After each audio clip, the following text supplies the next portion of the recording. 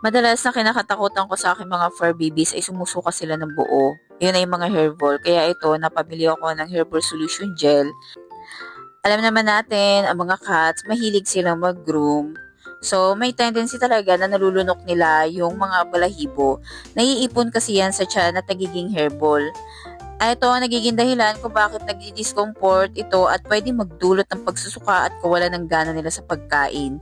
Nakakaapekto din ito na hindi sila nakakadumi ng maayos. Ako lang ba dito medyo meticulosa pagdating sa recipe ng mga herbal solution? Ito lang kasi yung nakakitaan kong brand, Biolin, na meron siyang ingredients na cut grass recipe. Alam naman natin yung cut grass ay nakakatulong sa pagpapalabas ng hairball ng tiyan sa ating mga cats.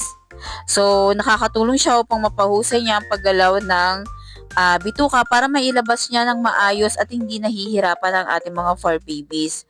So, alam mo nyo naman, maging responsableng fur parents tayo. Bye!